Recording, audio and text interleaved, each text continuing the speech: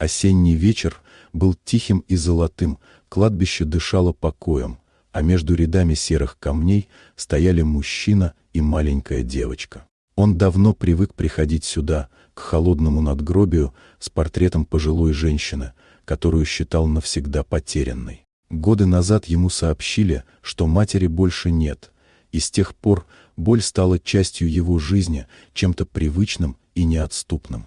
Девочка, случайно оказавшаяся рядом, смотрела на камень с детской серьезностью, словно видела в нем не конец, а загадку.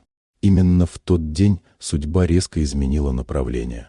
Слова, услышанные мужчиной от бездомной девочки, не были сказаны спокойно, они ворвались в его жизнь, как внезапный порыв ветра. Он не знал, можно ли верить услышанному, но внутри что-то дрогнуло, и надежда, давно погребенная, вдруг ожила. Мысль о том, что мать может быть жива, не давала покоя, и уже на следующий день он отправился в дом престарелых, о котором шла речь.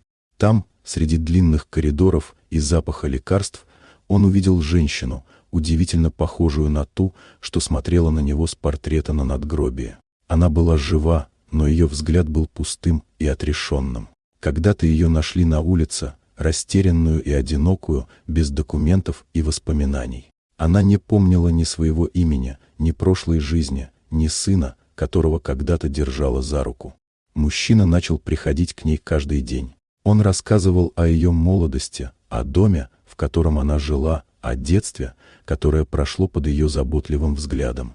Он вспоминал мелочи, семейные праздники, запах ее кухни, теплые вечера и простые радости. Эти истории, словно тонкие нити, медленно связывали разорванную ткань памяти. Со временем в ее глазах стало появляться узнавание, а в жестах – осторожная теплота. Когда память начала возвращаться, он забрал ее к себе домой. В новом доме она училась жить заново, но уже не в одиночестве. С каждым днем она становилась спокойнее, увереннее, словно возвращалась к себе настоящей. Прошлое больше не было потеряно. Оно просто ждало, чтобы его нашли. Теперь они живут вместе, окруженные тишиной, в которой больше нет боли. Кладбище осталось позади, как символ ошибки и утраты, а впереди обычное, но настоящее счастье, рожденное из веры, случайной встречи и любви, которая сумела вернуть человека из небытия.